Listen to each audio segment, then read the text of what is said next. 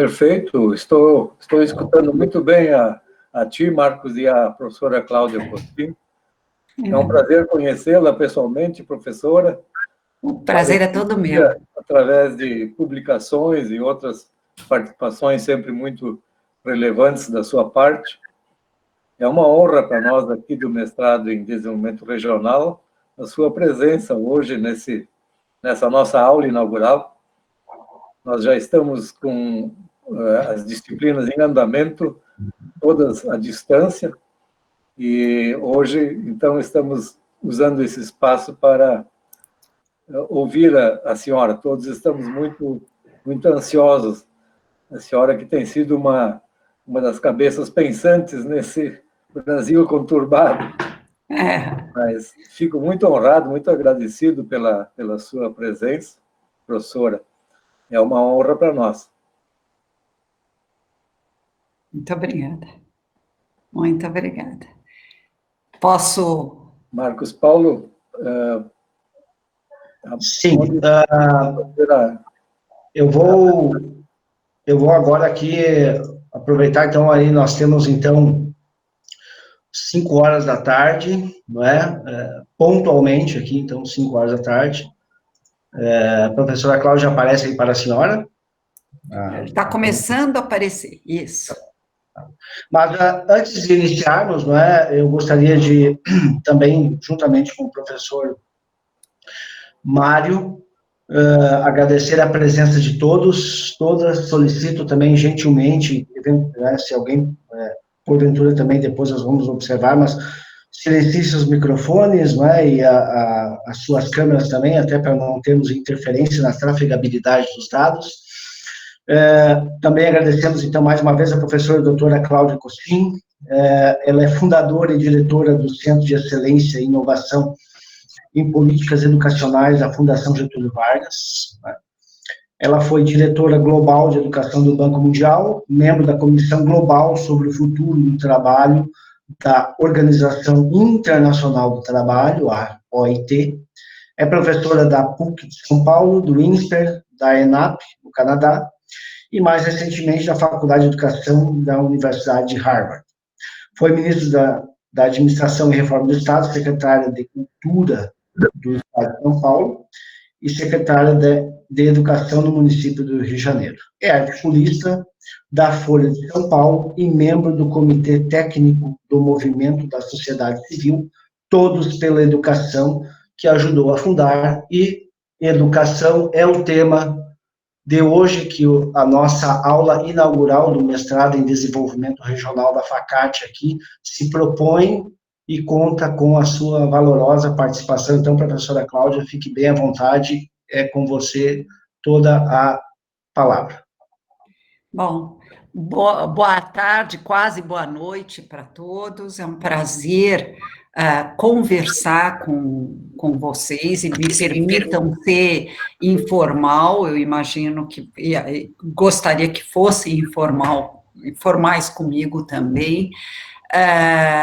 O que eu trouxe para a nossa reflexão aqui hoje, nessa aula inaugural, é a chamada Agenda 2030.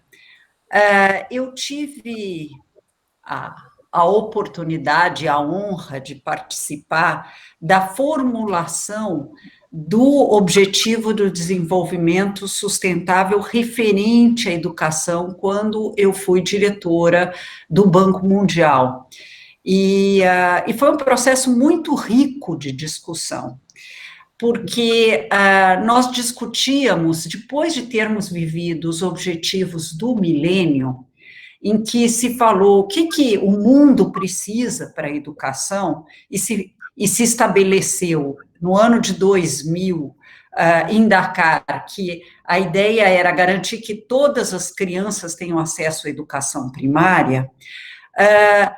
15 anos depois, em 2015, chegou-se à conclusão que, a despeito do fato de nem todas as crianças do mundo terem chegado lá, e o Brasil já tinha chegado, embora tardiamente, à universalização do acesso ao Fundamental 1, e posteriormente, na primeira década do século XXI, ao Fundamental 2, que era importante ir mais longe, era importante introduzir questões de aprendizagem, de qualidade da educação, porque não é suficiente que as crianças estejam na escola, é fundamental que as crianças estejam na escola e aprendendo. Então, foi estabelecido o ODS 4, que colocava que nós vamos assegurar a educação inclusiva, equitativa e de qualidade, e promover oportunidade de aprendizagem ao longo da vida para todos. Há um grande desafio nessa formulação, que parece um pouco genérica, mas não é, porque ela inclui a ideia do equitativo, que é muito alheio à nossa cultura no Brasil. A ideia de que não deveria existir uma educação de qualidade ou de excelência para os mais afluentes ou os filhos dos letrados, e outro tipo de educação de segunda linha para aqueles que estão em situação de vulnerabilidade. E o Brasil, às vezes, com a melhor das boas intenções, lida com essa questão de, para as crianças que vieram de meios mais vulneráveis, qualquer coisa serve, para eles não estarem na rua, não há expectativas de aprendizagem mais altas para todos. Se pudermos passar para a próxima. Então, esse Objetivo de Desenvolvimento Sustentável 4, ele se desdobra em inúmeras metas. Eu trouxe só 3 para exemplificar do que nós estamos falando. Uma das metas em que o ODS 4 se desdobra é essa, que até 2030, e é importante que a gente lembre que estamos em 2020, falta pouco tempo, nós vamos assegurar que todas as meninas e meninos completem a educação primária e secundária. Eu já vou parar aqui para dizer, o Brasil completa a educação primária, que é o nosso Fundamental 1, não completa o Fundamental 2, e muito menos o ensino médio. Então, o Brasil, que é o 9º país em termos de PIB, não consegue entregar isso em 2020, o que dizer em 2030.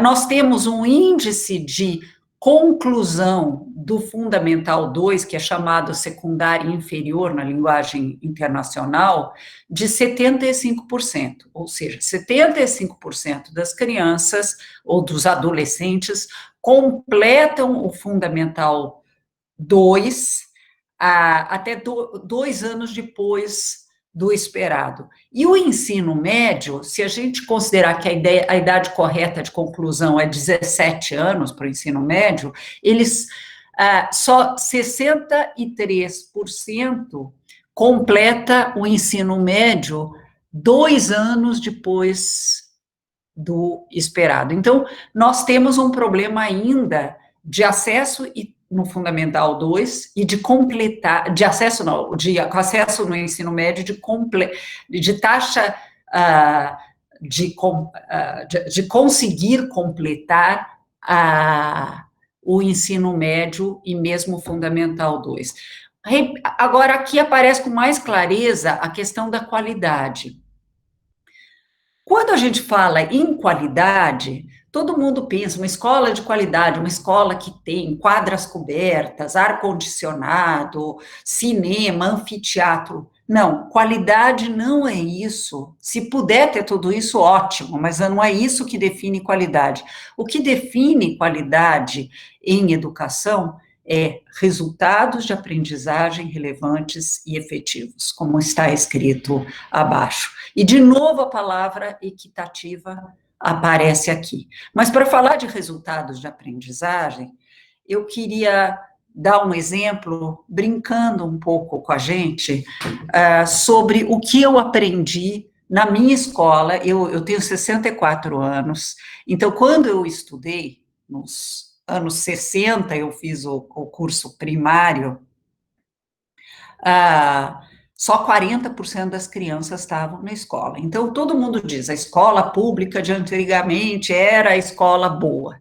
Era boa, entre outras coisas, porque atendia os filhos dos letrados. Vamos ser honestos, eram raríssimas exceções de filhos de não letrados que tinham acesso às escolas públicas. Mas no chamado ginásio, que era depois do exame de admissão, que também servia para excluir mais ainda, a gente aprendeu uma coisa muito importante, que era uma coisa que eu tenho certeza que pela idade de alguns que eu vejo aqui, vocês também aprenderam. Orações subordinadas, substantivas, objetivas, diretas. Todos nós aprendemos isso. Todos nós aprendemos isso. E por que eu estou falando isso? Porque tinha coisas que nós não aprendemos. Por exemplo, eu encontro agora em tempos de Facebook, de não sei o quê, os meus colegas de ginásio, as minhas colegas de ginásio, meus colegas de ginásio. Nenhum deles, ou uma parcela muito diminuta deles, aprendeu a gostar de ler livros. Tudo isso para dialogar com a palavra relevantes aqui.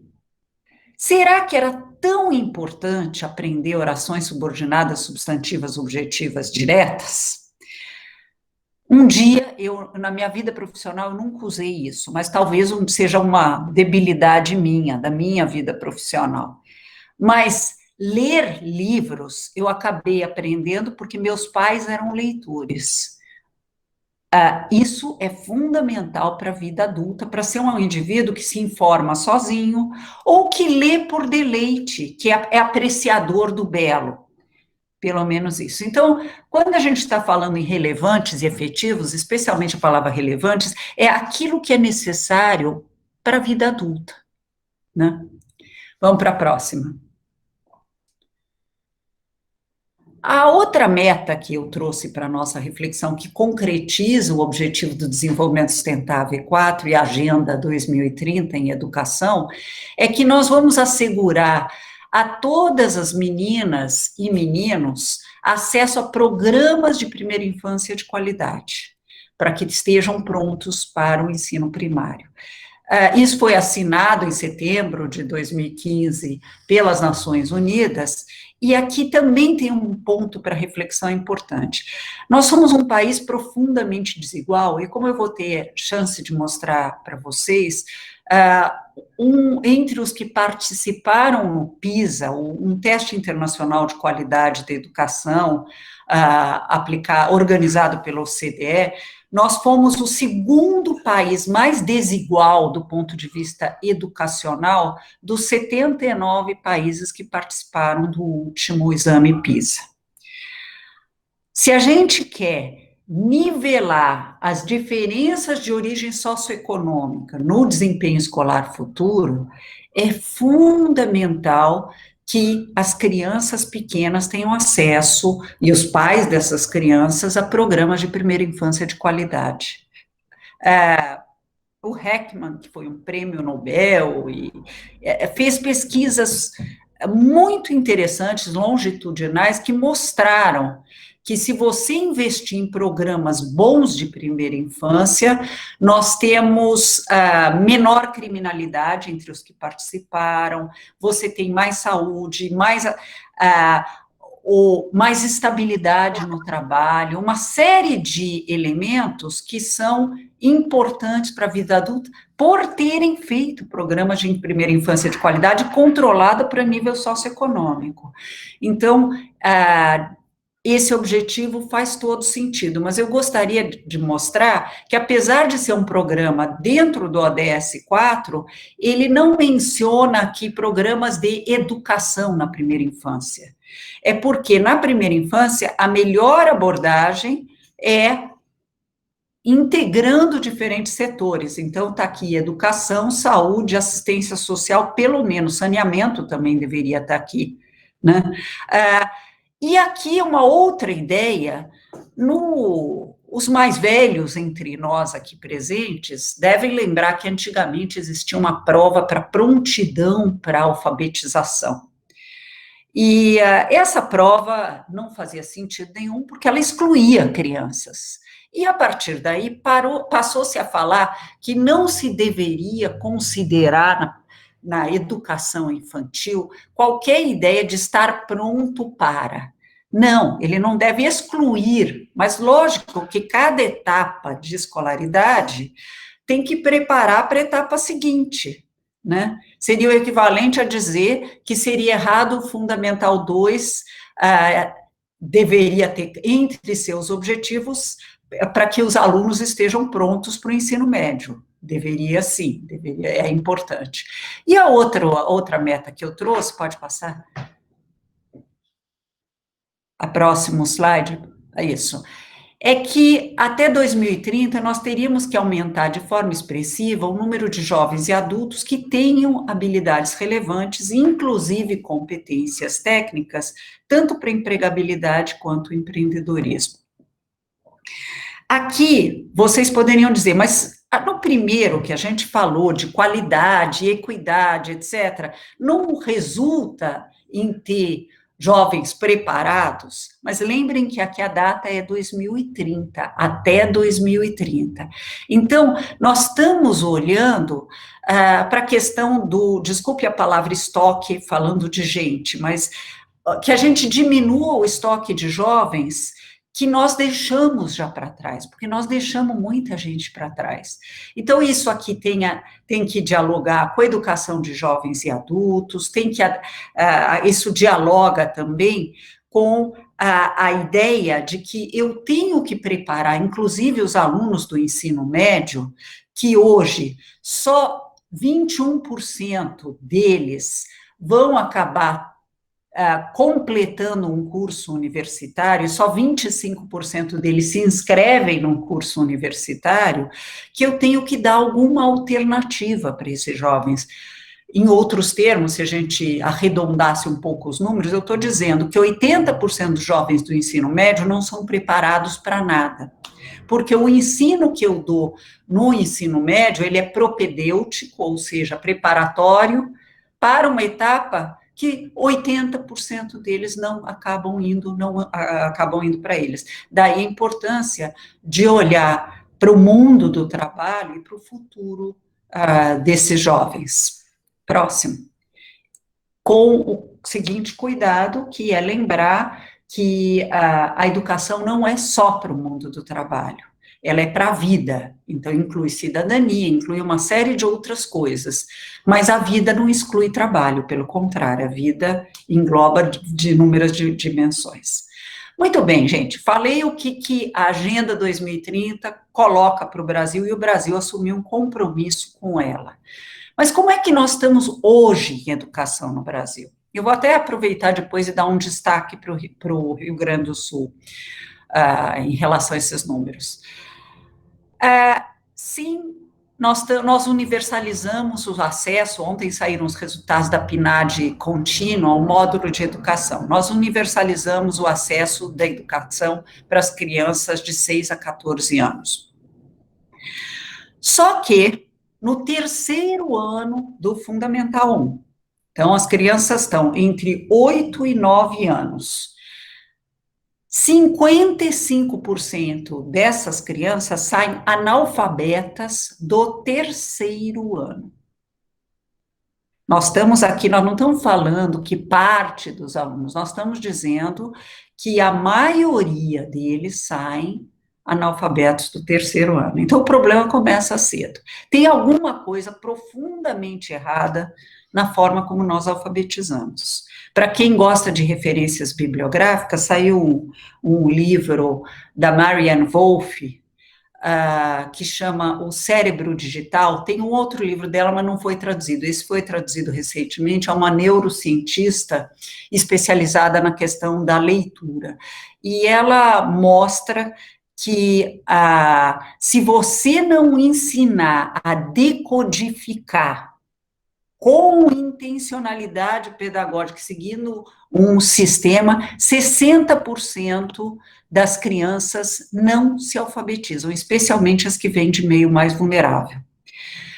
Então, nós temos um problema aqui. Quem tem um problema muito parecido com o nosso, hoje, é a Argentina. Quando a gente faz essa avaliação, o Brasil e a Argentina têm um problema quase idêntico.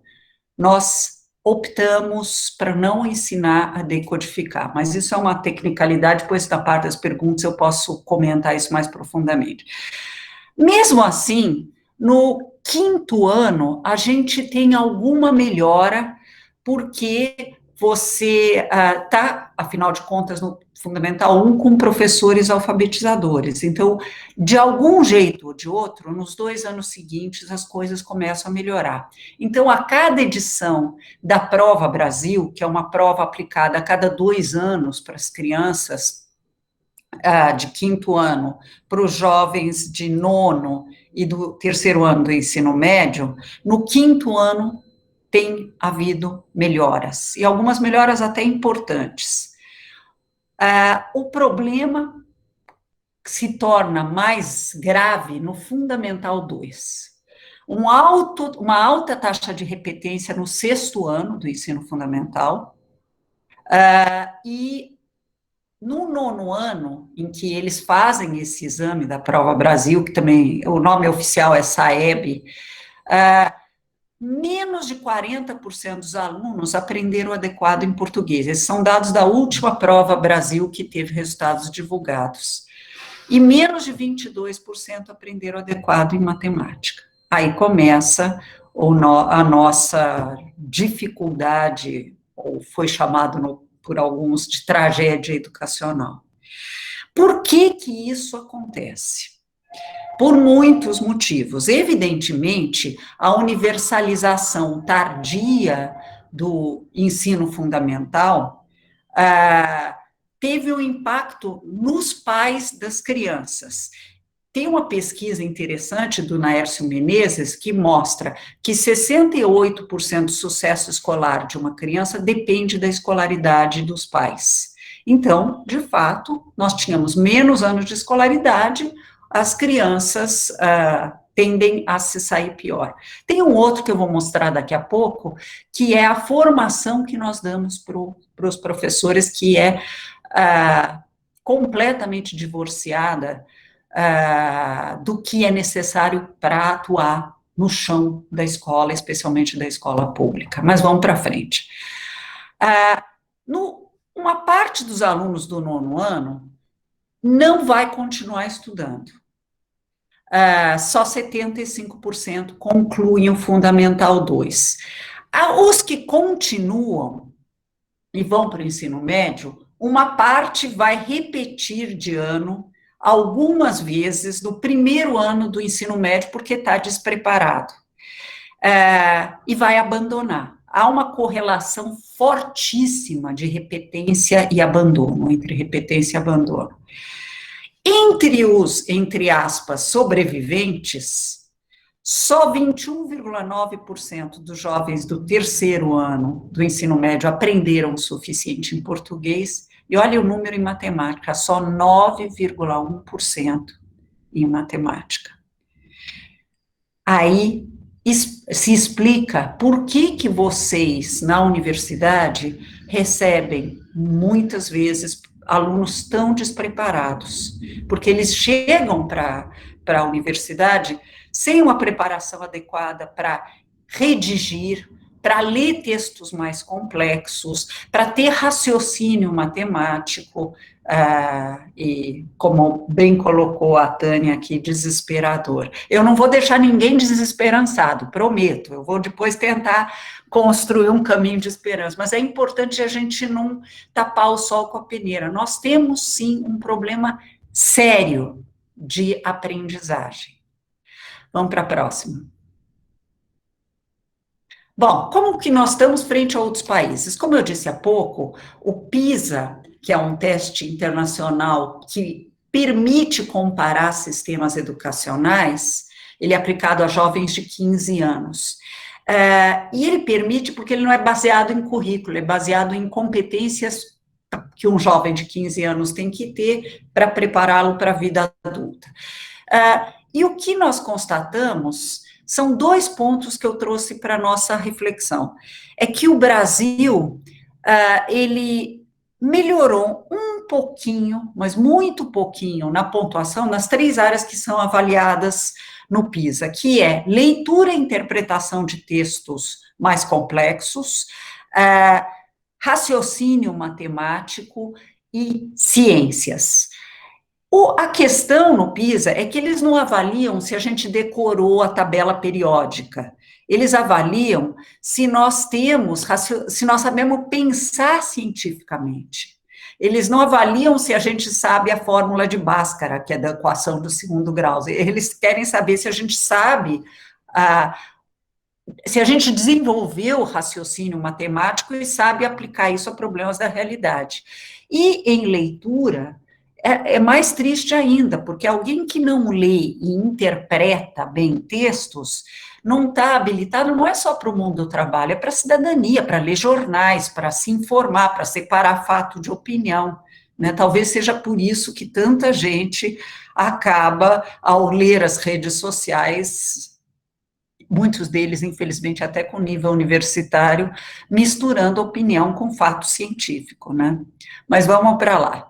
Nós estamos entre os 79 países que participaram do último PISA, que teve os seus resultados divulgados no final do ano passado, nós estamos entre os 20 piores países. Ou seja, a nona economia em termos de PIB, está entre os 20 piores. Muitos países menos desenvolvidos que nós se saíram melhores.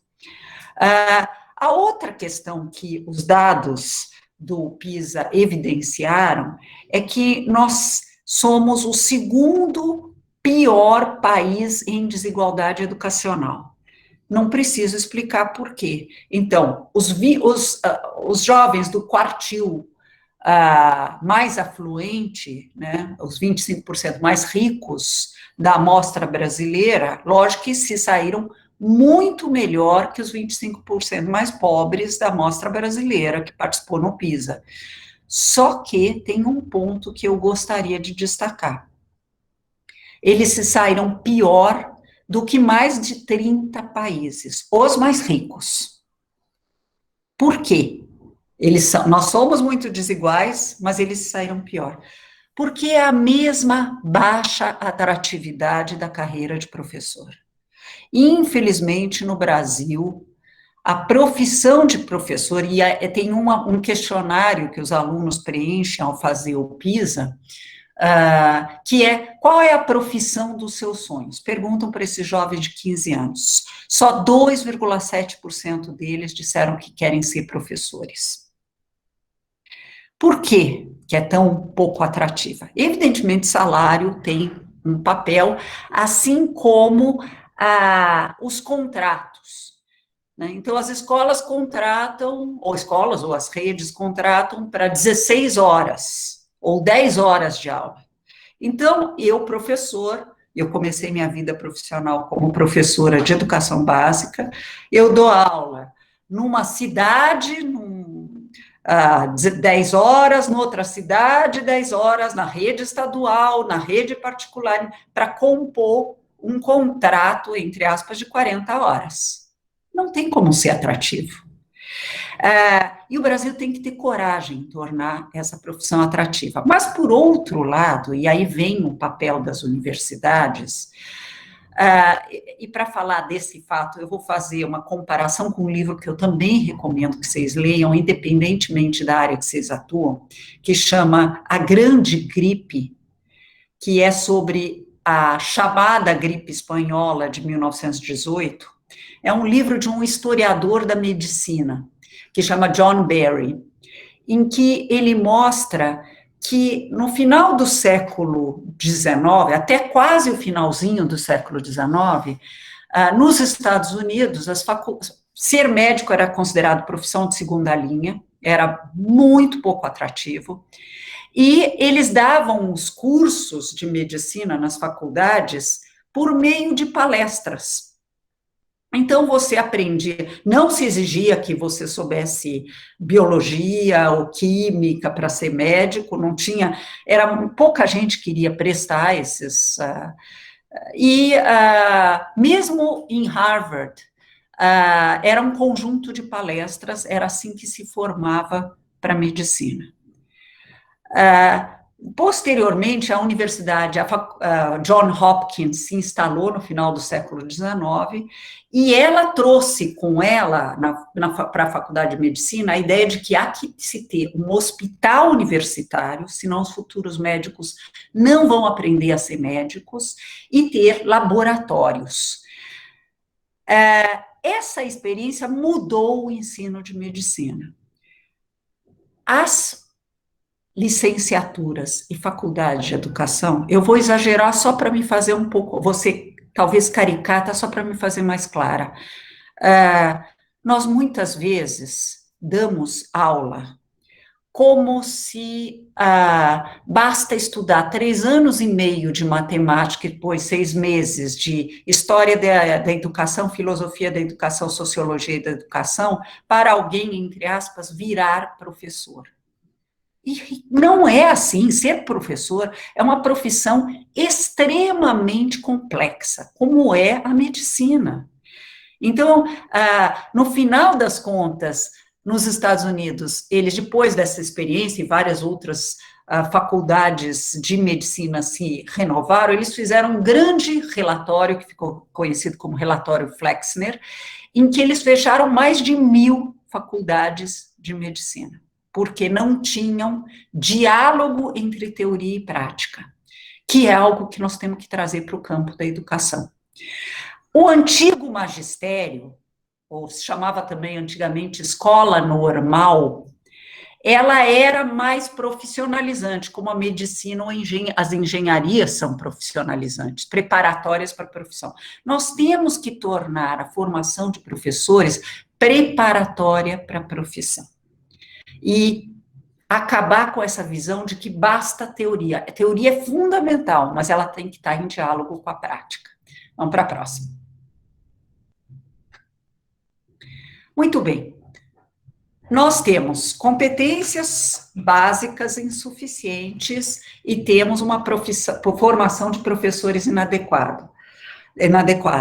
Mas no meio do caminho, veio algo, eu pude acompanhar de perto na Comissão Global para o Futuro do Trabalho da OIT, que é o chamado futuro do trabalho, ou também chamado de Revolução 4.0. O que quer dizer isso? Isso quer dizer o advento da inteligência artificial e de uma automação acelerada que substitui trabalho humano, inclusive trabalho humano que demanda competências intelectuais, numa velocidade sem precedentes na história. Pode passar. A próxima, por favor. Isso. Isso nos trouxe um desafio tremendo, a automação e a chamada robotização. Tem um outro livro que eu posso recomendar aqui também, do Martin Ford, que chama The Rise of the Robots. Eu desconfio que ainda não foi traduzido para o português, mas vale a pena olhar, mostrando que, com isso, está em curso, não é que vai acontecer, uma extinção muito rápida de postos de trabalho, não é necessariamente profissões inteiras, mas, por exemplo, com toda a jurisprudência digitalizada, você acopla um algoritmo ou um sistema de informação, você não precisa mais dos advogados iniciantes, você só precisa de advogados que tenham uma capacidade de formulação, de pensamento analítico mais sofisticado.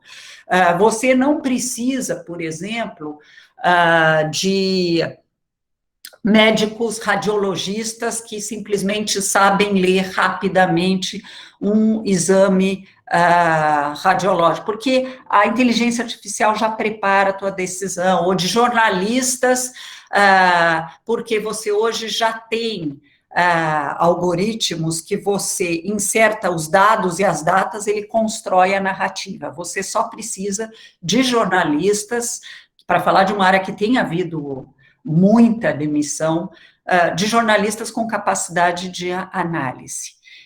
O que isso traz para nós no Brasil de desafio? É que não é que vão desaparecer trabalhos. Outros trabalhos, como nas outras revoluções industriais, vão ser criados, evidentemente. Só que eles vão demandar competências de nível muito mais sofisticado. E olha que nós não estamos entregando as competências básicas. Eu estou piorando a desesperança, mas eu volto a prometer que no final alguma coisa eu entrego de esperança. Então, você precisa ter um ensino de natureza muito diferente. Se eu fosse resumir, eu diria um ensino que ensine a pensar.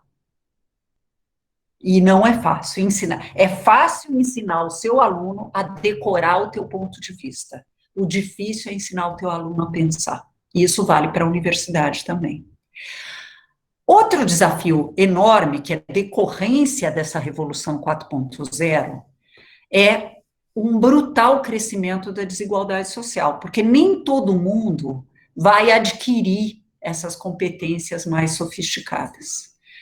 E não haverá oferta de trabalho para todos por competências mais sofisticadas.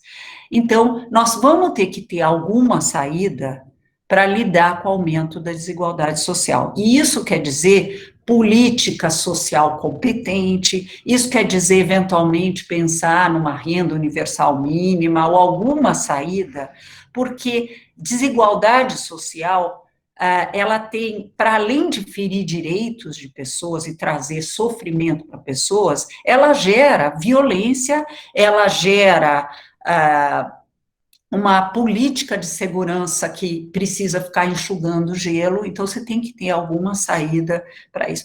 Mas ela gera também, a desigualdade social, por sua vez, populismos. Porque quando tem muita gente sofrendo, né, é muito fácil atrair, galvanizar todo esse sofrimento e ressentimento para o inimigo errado. A culpa, em algumas vezes se dizia, é dos judeus, ou a culpa é dos ciganos, ou a culpa é de alguma coisa artificial que eu construo para unir a população contra o inimigo errado e não para a verdadeira causa do seu sofrimento. Isso é terrível. Países em que o populismo prospera tendem à autocracia, é muito, muito, muito triste. E a educação tem um desafio aí grande. Vamos para a próxima. Muito bem. Frente à quarta revolução industrial, frente a tudo isso, o que os sistemas educacionais que estão no ranking do PISA, nas, digamos, 30 primeiras posições, estão fazendo que nós não estamos fazendo ainda? Eles também tiveram que se reinventar frente à quarta revolução industrial. E eles fizeram algumas coisas antes de nós, que nós tínhamos que ter feito faz tempo. O Brasil era contra ter um currículo nacional. Os 30 primeiros colocados no PISA, todos, com exceção do Canadá, têm currículo nacional há muitos anos. O Canadá não tem um único currículo por conta do Canadá de herança francesa e o Canadá de herança cultural inglesa, mas eles têm currículos estaduais, provinciais, que é o termo correto para o Canadá. Morei um ano no Quebec. E o que eles fizeram depois que a Revolução 4.0 se anunciou? Primeiro, eles começaram a focar numa competência que vai ser fundamental para o século XXI, que também é necessária na universidade, que é desenvolver nos alunos um foco em resolução colaborativa de problemas com criatividade. Observem que isso demanda pensamento, ensinar a identificar problemas e construir colaborativamente soluções para esses problemas, usando criatividade, pensando fora da caixa. Quando a gente olha para uma universidade, isso fica muito curioso, porque nós somos divididos em departamentos, né? E os departamentos de uma universidade normalmente não constroem iniciativas conjuntamente. E a gente desenvolve pouco a capacidade de pensar intersetorialmente, né? Mas isso é muito importante para o mundo do trabalho do futuro. E os robôs não conseguem fazer isso. Eles não conseguem nem colaborar, não ser em processos operacionais, nem identificar e resolver problemas, e menos ainda são eles capazes de criatividade. Outra tendência importante que esses países vêm adotando é o ensino híbrido. E é curioso o ensino híbrido, porque o que nós estamos vivendo em maior parte do país com a pandemia vai nos levar, de uma maneira dolorosa, mas vai nos levar para isso. Por quê?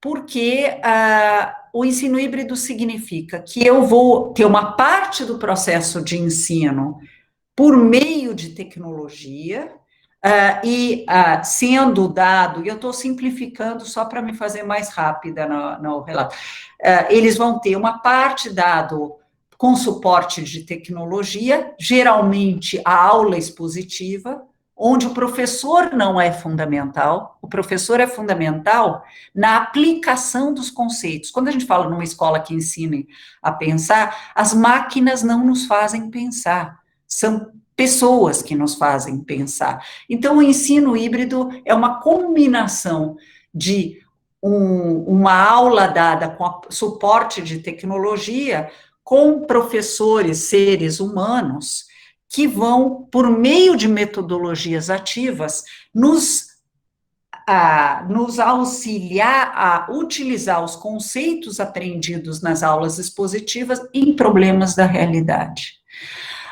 Então, nos países que têm bons sistemas educacionais, eles já estão usando bastante. E por que eu falei que isso dialoga com o que nós estamos vivendo agora? Porque as crianças e jovens estão tendo aulas em casa, à distância, e quando eles voltarem, eu sei que no Rio Grande do Sul a curva de vocês está exponencial, como me disse hoje um rapaz de Novo Hamburgo, que está crescendo de uma forma muito importante, mas uma hora vai se voltar às aulas e provavelmente será necessário, dada a presença do vírus ainda no ar, quando se voltar às aulas presenciais, você vai ter que ter rodízio de alunos para diminuir tamanho de turmas. Ao fazer isso, eles vão ter alguns dias em casa, alguns dias na escola. E o ensino híbrido vai vir como uma consequência quase natural, desde que a gente adote boas políticas públicas para fazer, ou boas iniciativas para fazer isso acontecer. A outra coisa que está muito presente é a questão da personalização do processo de ensino. Você pode desenvolver um currículo de várias maneiras, mas uma delas é se direcionando às necessidades de aprendizagem daquele aluno específico. Alguém escreveu aqui uma coisa muito importante. Durante esse processo da pandemia, nós tomamos consciência, e as crises são grandes desnudadoras de realidades, do quanto que a desigualdade social prejudica o processo de aprendizagem, né? Quer dizer, achar que todos vão entrar no online, evidentemente que não é realista, né? Isso não quer dizer que não se deva usar o online, depois eu vou voltar a isso. Deve-se usar online e plano B e plano C para chegar em todos. E vou dizer por que eu depois acho importante usar diferentes mídias e não usar uma mídia só para todos. Mas a personalização do processo de ensino vai pegar o aluno onde ele está e vai suprir os gaps de aprendizagem que ele tem, ou olhar para o aluno com os seus interesses. Outra tendência importante que vem acontecendo no mundo é a flexibilização de currículos.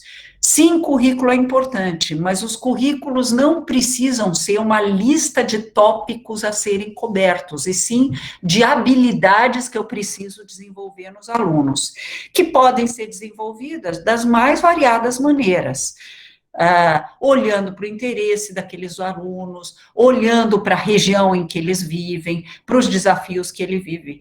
E a outra coisa é a interdisciplinariedade. Quando eu faço palestra para professores e secretários de educação, da educação básica, eu sempre falo, eu sempre falo agora, nessa época, se fosse preparar o currículo do segundo semestre, suponhamos que as escolas comecem a voltar em meados de setembro, dependendo do estado, ou em outubro, eu faria, a partir do terceiro ano, um mega projeto sobre a Covid, que dialoga com o que eles viveram.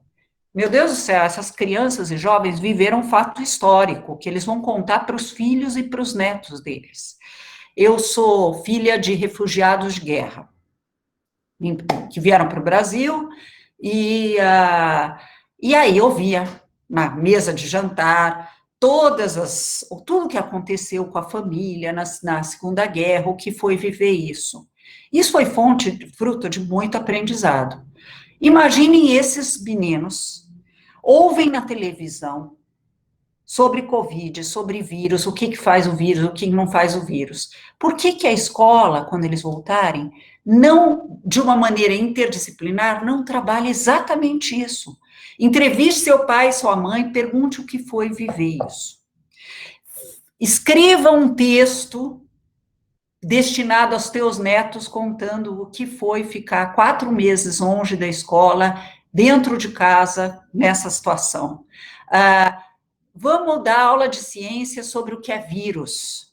Vamos ensiná-los a ler aquelas tabelas, aqueles gráficos e aquelas tabelas que estão aparecendo toda hora na televisão.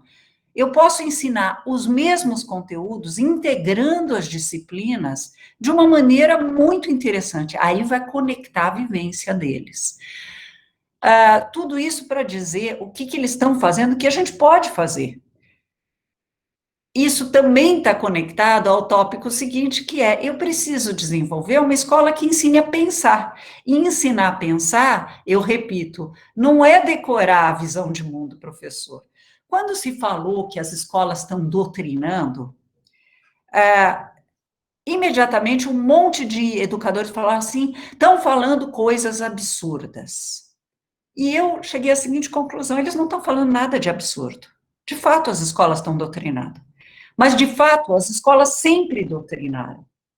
Seja doutrinar para a religião, seja durante as guerras para odiar o país inimigo, seja das mais diversas maneiras, a escola ensina a doutrinar. O que é errado, não é dizer que a escola ensina a doutrinar, é a resposta que se dá ao processo de doutrinação que em si é equivocado.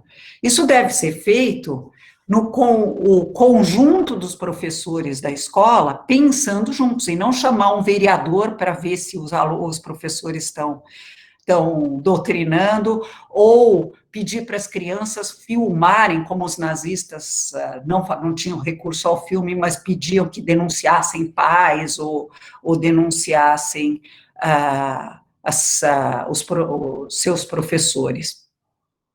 A escola precisa formar pensadores autônomos, independentes, que não dependerão jamais de guias geniais das massas. Isso quer dizer aprender a me informar sozinho, aprender a ler um texto e pensar se esse texto se baseia em fontes sérias, verificar se há evidência científica sobre o que está sendo falado. Isso é fundamental. Ensinar pensamento científico, para mim, é sinônimo de ensinar a pensar. Pensamento histórico também. A outra coisa que também está sendo introduzida é uma cultura digital, que não quer dizer só saber usar o computador ou o celular, é entender as diferentes linguagens que os diferentes meios utilizam, saber navegar com segurança nas redes sociais e outras coisas assim, e saber usar o computador para fins de aprendizagem. E aprendizado profundo, que é a ideia de menos tópicos e aprofundar o que está se aprendendo. Outra tendência, aqui alguém escreveu, ensinar a duvidar, eu concordo em gênero, número e grau. É muito importante a gente olhar, não é que eu preciso duvidar cada palavra que é dita ou que eu leio, mas é a ideia de que eu vou ouvir sem viés de confirmação, o que é desafiador, é muito desafiador, e depois pensar, isso que eu li, ou que eu ouvi, faz sentido? Está quebrando um paradigma? Se está quebrando um paradigma, não é necessariamente errado, mas esse paradigma merece ser quebrado, tem mais gente que pensa assim, como é que isso dialoga com a minha vivência e com o que a ciência estabelece. Outro ponto é a questão das competências socioemocionais. Eu estou vendo que eu estou avançada no horário, eu vou tentar acelerar aqui um pouquinho. As competências socioemocionais. Muita gente achou que era um modismo esse negócio de competências socioemocionais, empatia, persistência, resiliência, etc. As antigas professoras normalistas, sem saber, ensinavam isso para as crianças. Né? Então, não desista, você tem um monte de exercício de matemática, você está com uma dificuldade, você não consegue, mas não desista, porque você vai conseguir superar a sua dificuldade, isso é persistência, é garra. Garra é uma combinação de esforço com paixão, como diz a grande psicóloga cognitivista Angela Duckworth. É também dizer, você vem de um meio vulnerável, mas isso não quer dizer que você não consegue se levantar, que é o sinônimo de resiliência, empatia, saber se colocar no lugar do outro, uma série de competências que no mercado de trabalho são demandados. Não é só uma coisa que soa bonitinha. Uma pessoa que não sabe trabalhar em grupo, ele pode até ser contratado, mas ele não fica num trabalho, numa empresa séria. Ele não consegue, é muito difícil uma pessoa que não consegue trabalhar em grupo. E por último, mas não importante, não menos importante, eles trabalham muito essa ideia de protagonismo do aluno. Ou seja, se você formar esse aluno para se sentir o protagonista da sua própria vida, ou traduzindo para uma linguagem diferente, o principal ator na sua própria vida, que ele é um portador de sonhos, e que quem tem a responsabilidade de empreender esses sonhos é ele mesmo. Ninguém vai construir seus sonhos por você, aluno. Eu estou formando para autonomia. Que é o velho sonho do Dewey, é o velho sonho da Maria Montessori, formar um indivíduo autônomo. Ninguém é capaz de solidariedade se sente um indivíduo quebrado. Se eu acho que o mundo deve coisas para mim e que eu não sou completo, eu não vou ser capaz de solidariedade. Então, há uma relação interessante entre autonomia e solidariedade, ou empatia. Eu só sou capaz de ser empático com o sofrimento do outro se eu me sinto inteiro. Se eu acho que o mundo me deve coisas, eu não sou capaz de solidariedade. E eu estou falando isso com base em pesquisa. Mas tem um outro elemento no protagonismo do aluno, eu estou preparando os cidadãos. E como é que prepara cidadão? De novo, não é decorando a visão do professor. É ele aprendendo que ele faz parte de comunidades conectadas. Então, ele faz parte da comunidade escolar, essa comunidade escolar está dentro de uma cidade, ele faz parte dessa cidade, ele é responsável por trazer a sua contribuição para a sua cidade, ele é parte de um país, ele é parte de um planeta.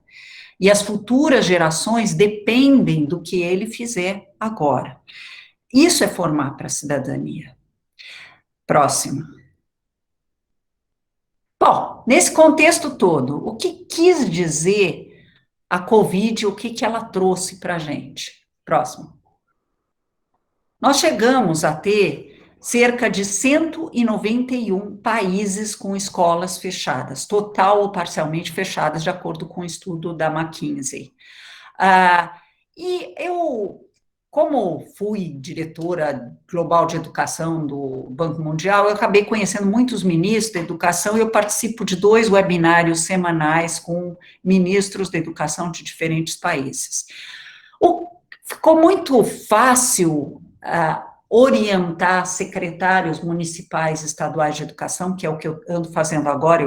Eu sou mentora de 50 secretários municipais de educação e 3 estaduais pelo SEIP, olhando o que os outros países fizeram. Então, primeira coisa que eles fizeram quando as escolas se fecharam, e ninguém sabia, aliás, um parênteses antes de avançar nisso, da mesma maneira que os epidemiologistas no começo não sabiam quanto tempo ia durar, quais eram as características desse novo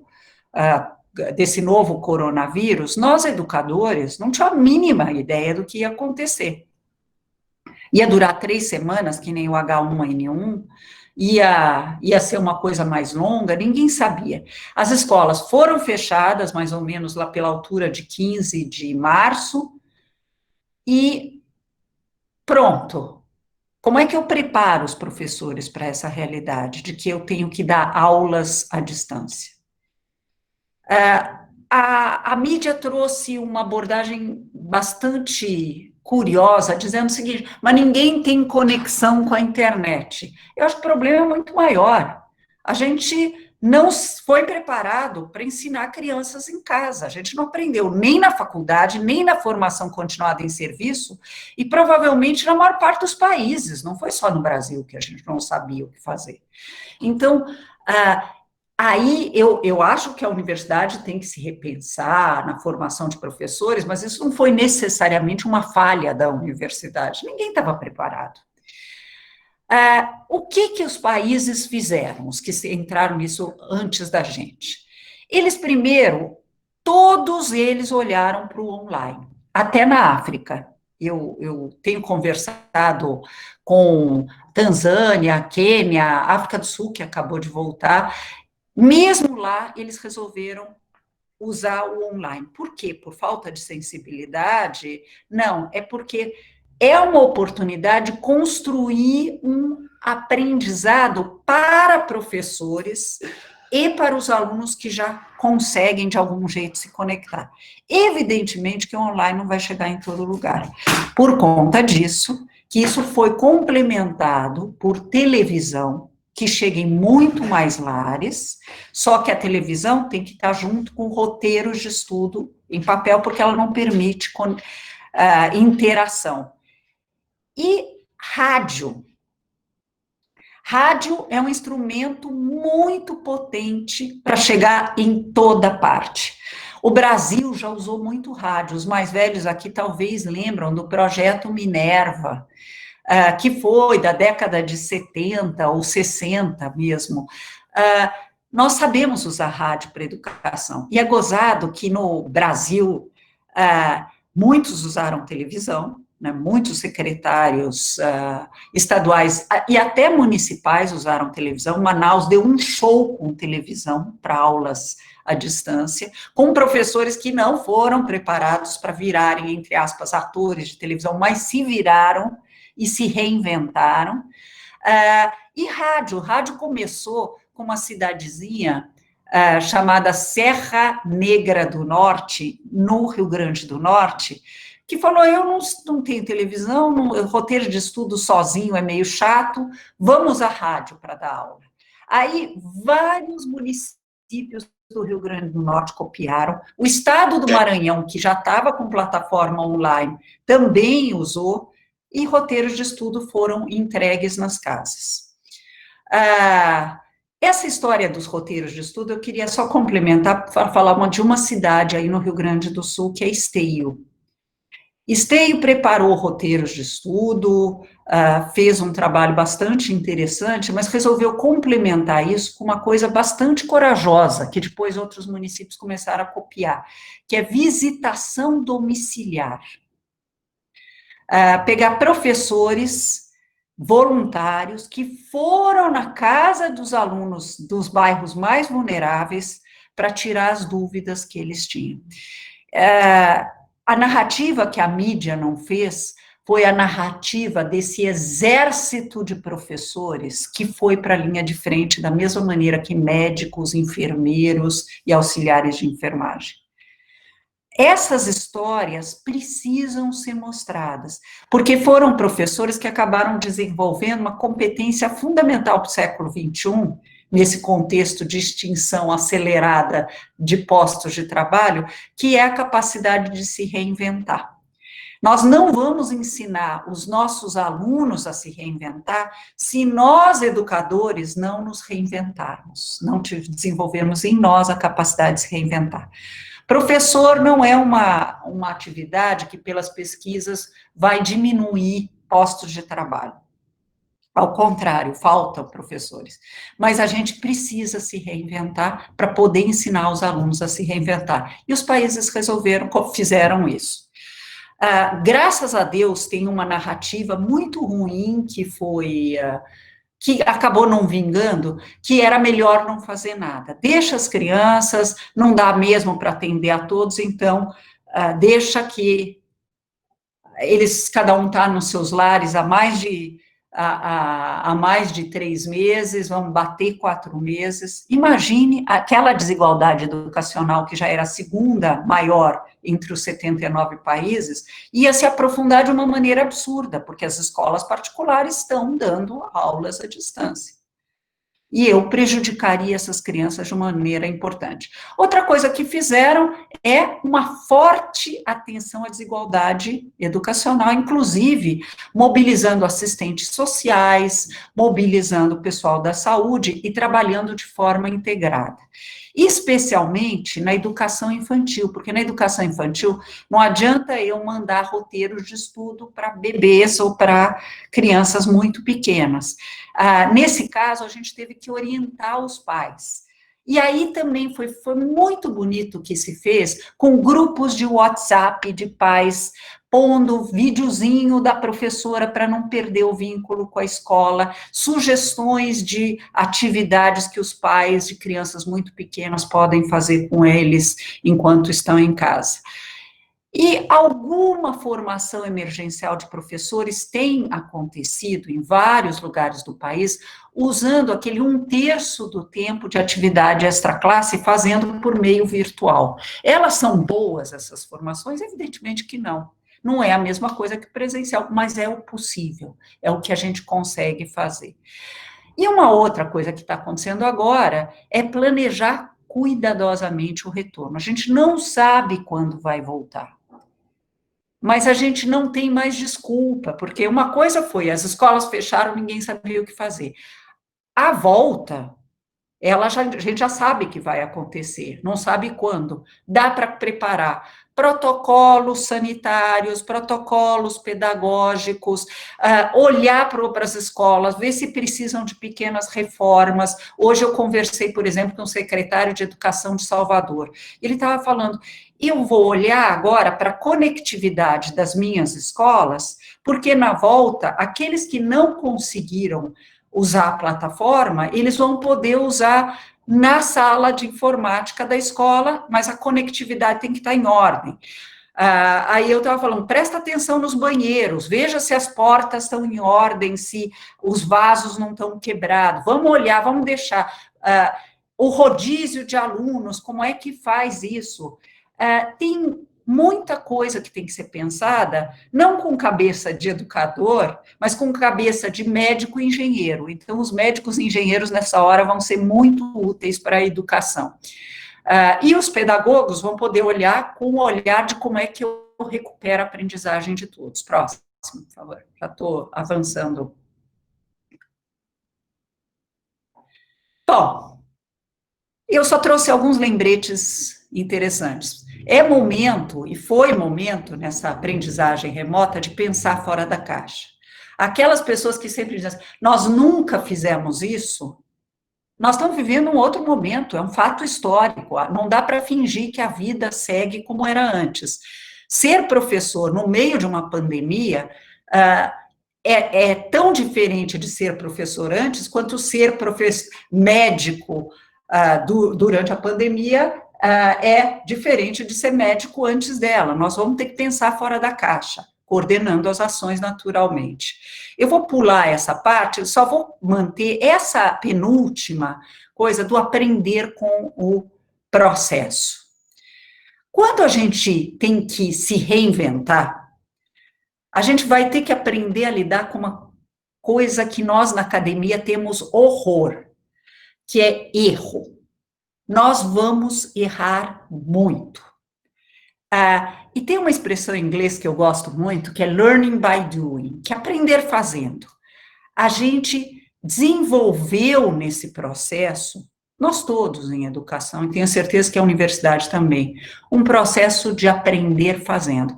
As primeiras, eu conversei com o secretário de Educação do Paraná, e ele me disse, olha, você precisava ver as nossas primeiras aulas na plataforma, lá foi mais fácil colocar a maioria das pessoas na plataforma digital. Elas eram horrorosas.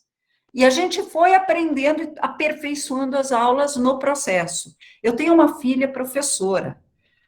Ela também, ela comprou uma lousa branca, pôs na sala, ela no começo só anotava, ela foi desenvolvendo, e as redes foram aprendendo com o processo. E eu acho que esse processo é riquíssimo, é aceitar que erraremos, aceitar que alguns esforços foram em vão. Eu tenho um amigo que pegou coronavírus e quase morreu, e ele falou que o médico dele tentou uma abordagem, deu errado, aí ele tentou outra, deu errado, e depois foi avançando e conseguiram chegar a uma maneira. Por que o médico dele errou no começo? Porque ele era um mau médico? Não, porque ninguém conhecia o novo Covid, né? Então, isso é importante. Próximo. Também, para voltar às aulas, a gente vai ter que olhar para as experiências internacionais, até porque muitos voltaram antes de nós. E tem que ter uma estratégia inteligente para a volta às aulas, né? Então, o que predominou na experiência internacional, na educação básica, foi os mais velhos voltarem primeiro. Por quê? Porque os mais velhos, se ficarem convencidos dos protocolos sanitários, eles se tornam agentes na disseminação dessas boas práticas entre os menores. Além disso, nós temos um problema com 0 a 2 anos, que criança muito pequena não usa máscara, e o contato físico com crianças muito pequenas, por parte dos professores, é muito, você pega no colo, a criança também engatinha, arranca a chupeta um da boca do outro, quer dizer, é praticamente impossível você manter isolamento social do 0 a 2. E nós temos um problema que creches estão quebrando nessa crise. Então, a minha recomendação para quem tem creches particulares é chama de volta 3 a 5, começando com 5. As próprias crianças de 5 podem ser agentes depois de trabalhar com as de 4, com as de 3, e deixar para o ano que vem a volta das crianças de 0 a 2. A outra coisa que foi muito comentado no processo de volta, é a importância da saúde mental. Eu não sei se tem algum psicólogo aqui presente, ou alguém de psiquiatria, mas é importante lembrar que em isolamento houve problemas gravíssimos de saúde mental. E no nosso caso, tanto de professores quanto de alunos. Vai ser muito importante na volta às aulas criar algum espaço para catarse, para pôr para fora um pouco. Por um lado, o sofrimento, mas por outro lado, também os aprendizados que aconteceram nesse processo.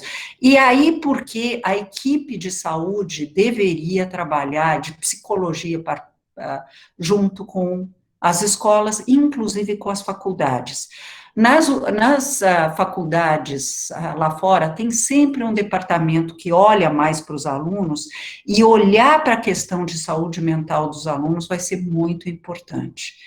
Um outro ponto importante, tanto para o ensino superior quanto para a educação básica, é fazer a busca ativa dos alunos que não voltarem.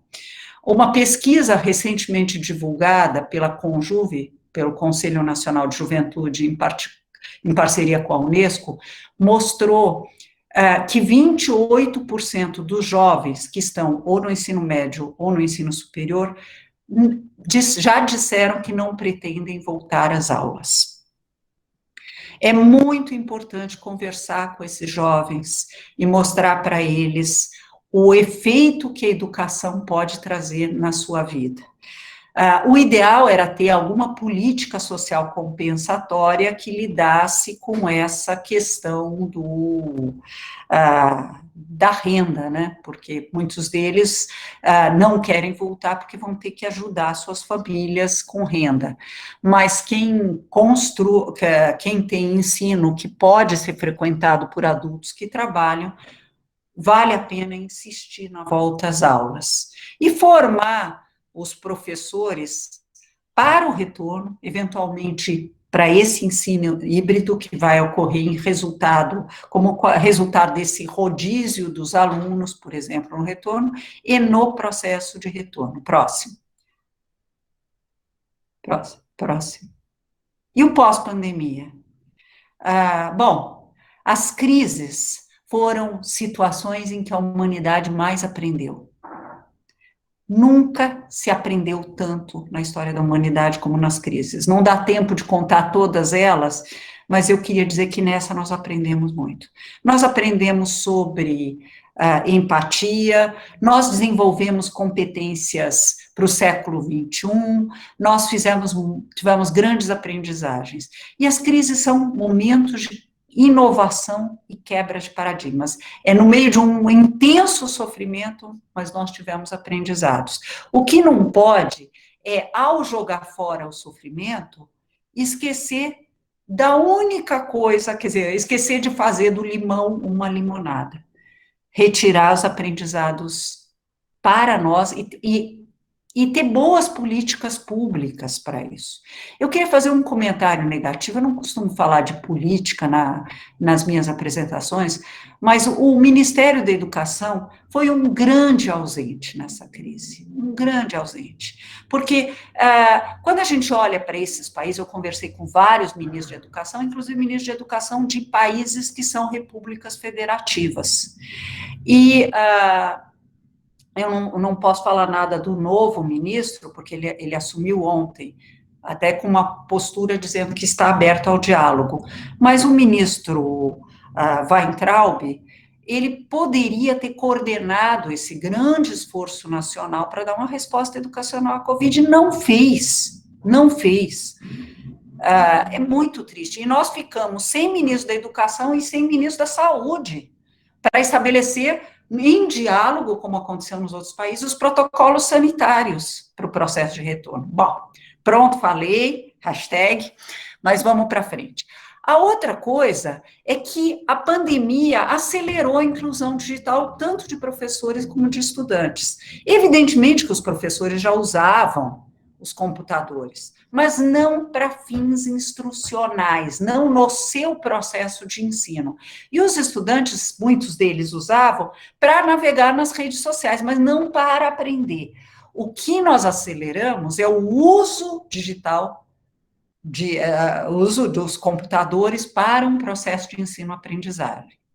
E eu acho que agora a tendência é competências digitais entrarem mesmo na formação de professores, inclusive naquela que é dada nas universidades.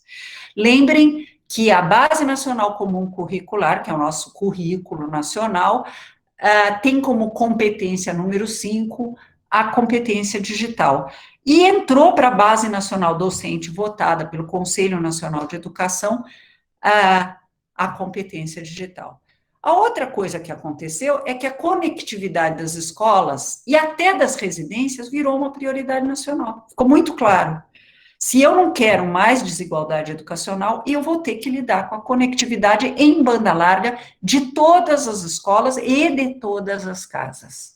Fácil de falar, dificílimo de fazer, mas eu acho que nós vamos ter que pôr na mesa. A Malásia enfrentou esse problema e criou conectividade das casas. Tomara que a gente consiga. E por último, mas não menos importante, algumas competências foram desenvolvidas entre alunos e professores também, na pandemia, que vão ser muito úteis depois para o século XXI. Adaptabilidade é uma das competências previstas na BNCC, na Base Nacional Comum Curricular. Aprender a se adaptar a circunstâncias diferentes. Não é que os alunos, os professores deram aula de adaptabilidade, a circunstância que a gente viveu desenvolveu isso na gente. Abertura ao novo.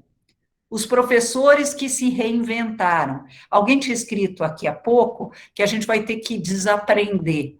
É isso mesmo, se abrir ao novo é inclusive para desaprender. Resolução colaborativa de problemas, todas as famílias tiveram que negociar novas rotinas, uso de espaços de teletrabalho. Como é que a gente se organiza agora que virou um caos a casa? Eu estou, por exemplo, dando aula na minha sala de jantar, na mesa, porque outro está no escritório, outro está no quarto.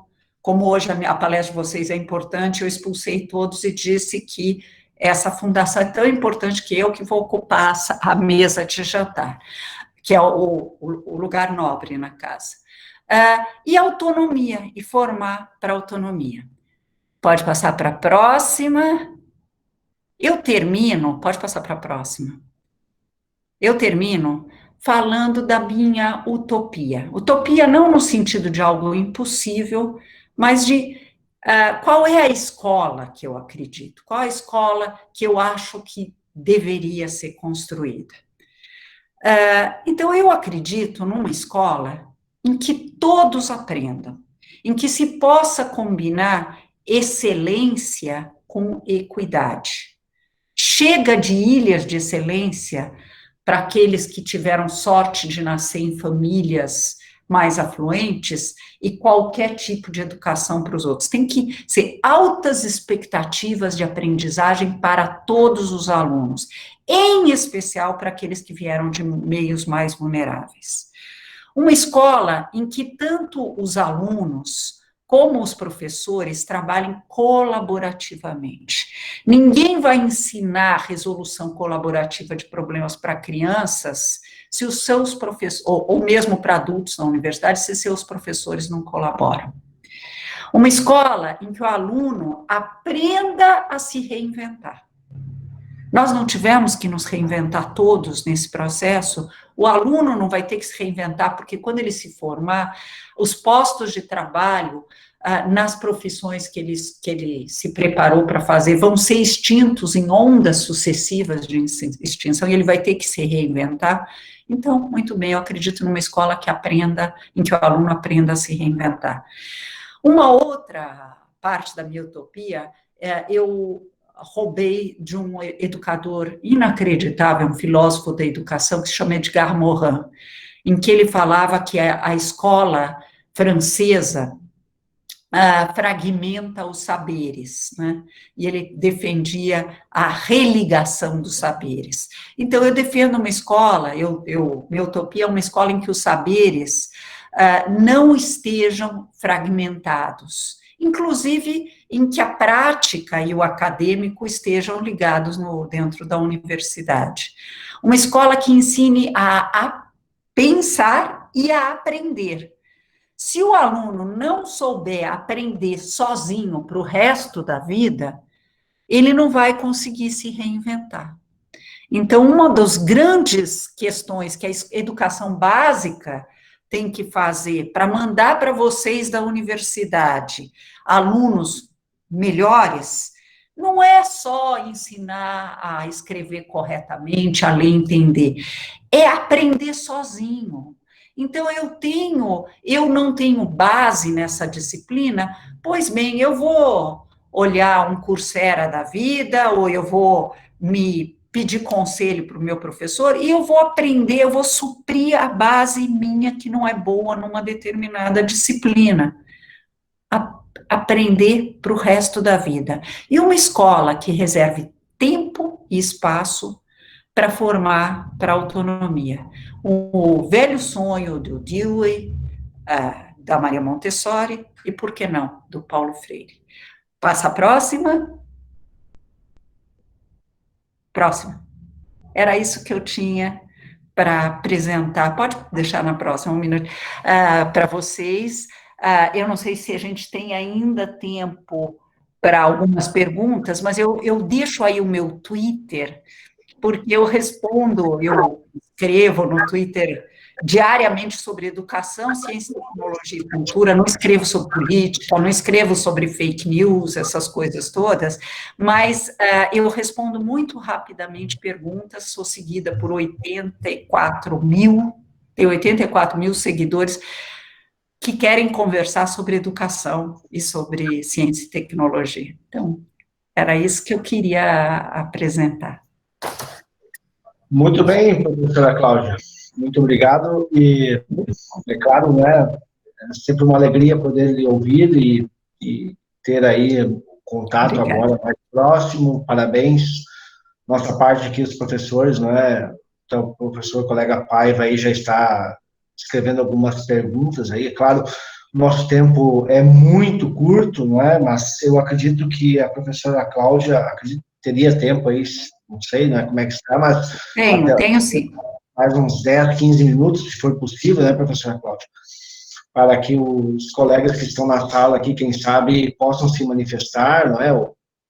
Recomendados, o melhor seria, talvez pelo chat, mas se alguém quiser comentar, né, fique bem à vontade. O professor Mário também, se quiser fazer a vez aí como coordenador, fique bem à vontade.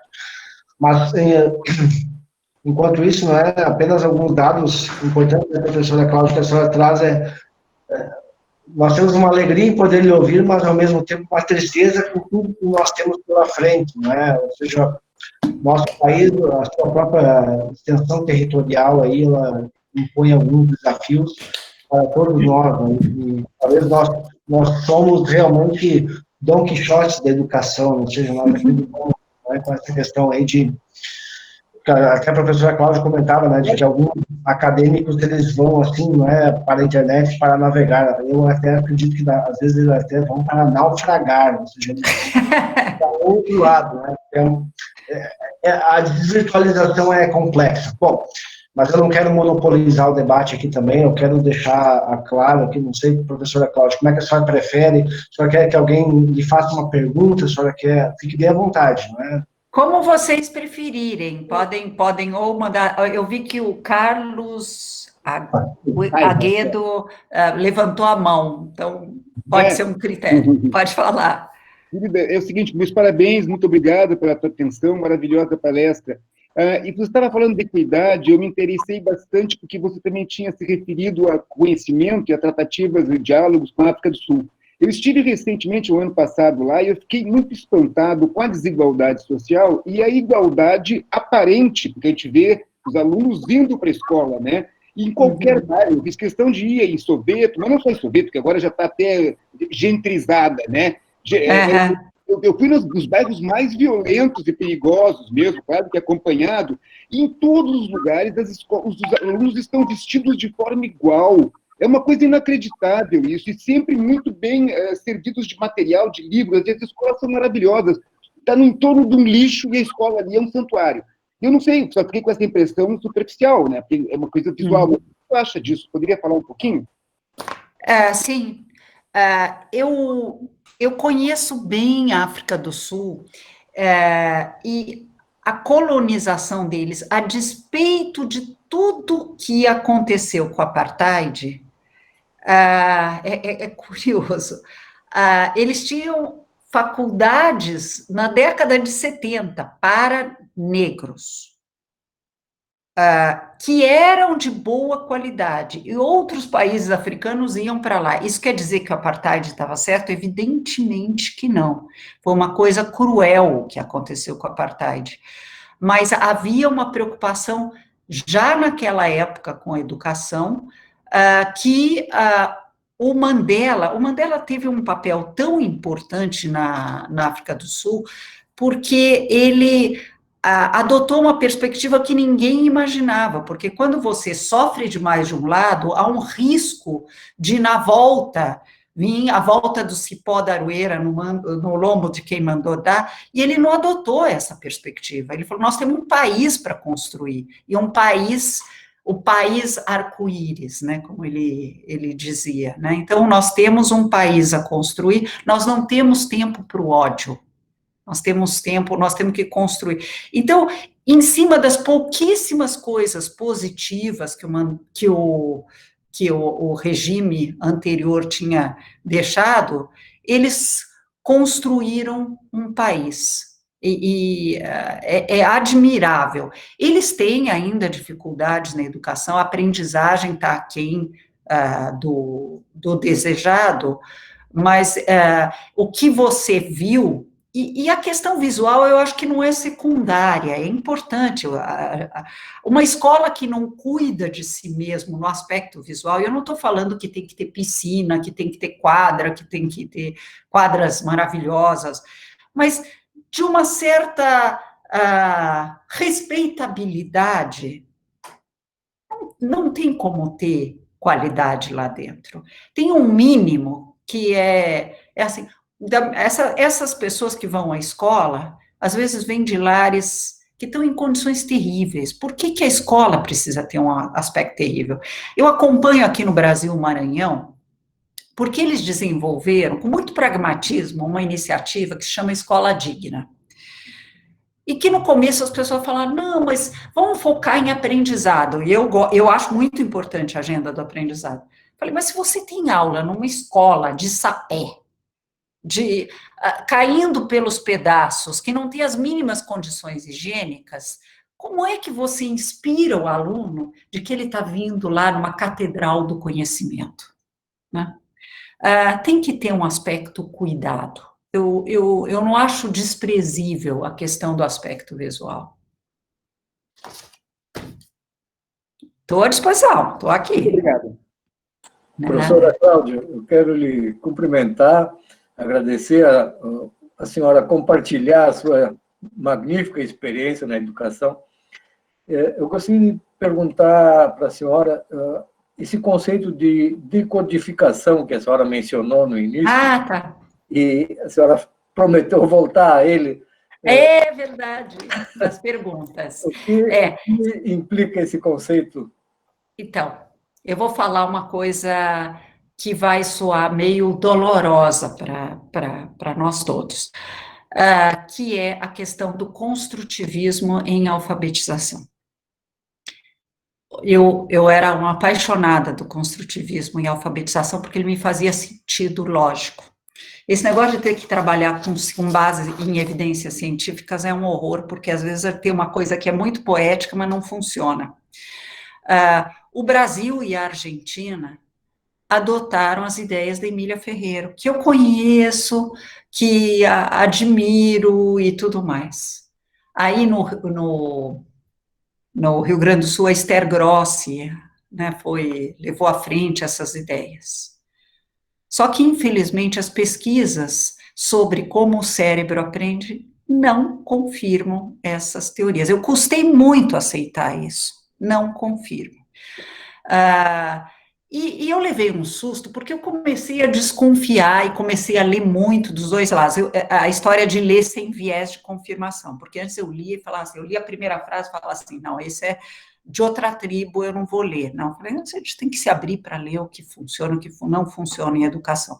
E tem toda uma linha de pesquisa em educação que é o que funciona. Tem what works in education, né? É fundamental, em qualquer área, em qualquer domínio de saber, é fundamental você olhar o que funciona e o que não funciona. Então, o que a Marianne Wolf fala nesse livro que eu citei? E que me fez sentido, a Catherine Snow, lá de Harvard, também mostra isso. Quando você alfabetiza pelo método global, que é por palavras inteiras e deixando que as crianças adivinhem como se a gente aprende a falar assim, a gente está imerso no ambiente de pessoas falantes, você vai ouvindo e o cérebro do bebê vai processando como é que as pessoas falam e vai aprendendo a falar por hipóteses. E funciona bem. Por quê? Porque a capacidade de falar é inata no ser humano. A de ler não é. Então, as pesquisas mostraram que não é. Se ela não é, o que acontece com as crianças pequenas? Vocês têm alguns pesquisadores no Instituto do Cérebro que lidam com isso. Você pode, se você ensinar a criança meio intuitivamente, o que vai acontecer com elas? Aquelas que estão imersas em ambiente letrado, cujos pais leem historinhas toda noite, mostram, brincam até inconscientemente sobre as letrinhas, sem querer, já estão ensinando consciência fonológica, que é o som da letrinha e o nome da letrinha e não sei o quê. Essas crianças, quando entram nas escolas, se alfabetizam quase sozinhas. Uma criança que vem de um meio mais vulnerável não se alfabetiza sozinha, via de regra. É curioso porque a Marianne Wolf fala que 60% das crianças não se alfabetizam se não lhe ensinarem a decodificar. O que é decodificar? Pôr as letrinhas uma ao lado da outra e aprender que o som dessa letra é B de B, né? Junta com A e vira Bá, né? Que é o... e, curiosamente, qual é o resultado nosso na avaliação nacional de alfabetização? Terceiro ano, 55% não se alfabetiza. É quase que o mesmo número que ela chegou. Então, ou a gente olha para essa questão sem uma visão religiosa, o que eu chamo de visão religiosa? É anticientífica, nada contra religiões, eu tenho a minha, tá? A religião tem que ser associada ao domínio da fé e não ao domínio da ciência. Então, a gente tem que olhar para a questão da alfabetização vendo o que funciona e o que não funciona. Se não funciona para todos, tem uma tendência recente que surgiu em inclusão de crianças com deficiência, que vamos olhar para o desenho universal de aprendizagem, porque aí algo que funcione tanto para criança típica quanto para criança com deficiência. Porque não é que a criança típica sai perdendo se eu ensinar de uma forma que a criança com deficiência aprende melhor. Da mesma maneira, se parte das crianças aprende de qualquer jeito, que tal ensinar primeiro a decodificar, que a criança que aprenderia de qualquer jeito não sai perdendo por conta disso? Você teria um resultado muito melhor. Por isso que eu trabalho muito com a Argentina, e foi por isso que eu descobri, quase sem querer, espera um pouquinho só, quase sem querer, que a Argentina tem exatamente o mesmo problema que a gente, só que com um caveat, com um comentário aí. A Argentina tem mais leitores só em Buenos Aires do que nós temos no Brasil. Então, como é que eles podem estar mal em leitura no PISA? Dizem os educadores de lá, muitos que eu conheço, pela mesma razão que o Brasil também tem. Nós transformamos as teorias da Emília Ferreiro em quase uma visão religiosa. E está na hora de olhar para isso de uma outra maneira, mesmo que isso me doa no coração. Tudo isso para falar de decodificar. Muito bem, professora Cláudia Costinha, mais uma vez agradeço aí. Eu acredito que os presentes aí certamente teriam também outras perguntas, também temos que observar o avançar da hora. Veja, a professora Cláudia também imaginava falar 45 minutos, foram aí quase 90, então para ver como a Desculpa. Não, pelo contrário, não é? Para nós aqui, a nossa aula inaugural aqui do Mestrado de Desenvolvimento Regional da FACAT é uma grata satisfação, e agradeço também aos demais colegas aí, professor Mário também, que fizeram as suas considerações, os demais colegas que estão aí se manifestando, mas, não é, professora Cláudia, eu acredito também, não é, que nós estamos chegando aí a um ano eleitoral, mais uma vez, e certamente nós também temos que observar essas considerações que a senhora fez, muito pertinentes, em razão de que o próprio Ministério da Educação ele tem uma relevância enorme dentro do próprio país, e a própria questão dos estados e municípios, mas ele praticamente passou aí anônimo, não é, frente a tudo isso que nós estamos vivenciando. Então, E você observa que cada vez mais se tem uma ênfase para, não é, essa questão de que tem uma tendência política e não política de Estado, mas sim política partidária. Então, essa é um desafio para nós, porque isso, meus alunos aqui também, no mestrado, a minha disciplina é Estado e Políticas Públicas, então também é uma temática que eu trago sempre, e tem certamente uma relação direta com os ODS, estamos aí no limiar, né, como a professora Cláudia comentou, são só mais 10 anos para vermos como é que vai ficar, e está complicado realmente, e temos uma série de desafios aí que acredito são competentes para todos, né? Bem, professora Cláudia Cotrim, mais uma vez eu agradeço por demais aí a sua participação, espero que tenha sido proveitoso e também para a senhora, para nós tenho a certeza que sim, não é? Eu também quero agradecer os demais os presentes aqui, não é? Professor Mário, se você quiser também comentar algum outro ponto, não é? Fique bem à vontade. Eu vou só pedir um minuto da atenção de todos e todas ao final aqui. Nós estamos lançando aí o nosso dicionário de desenvolvimento regional e questões correlatas, claro que agora está numa versão em espanhol, né? Professora Cláudia, vamos lhe enviar também um exemplar.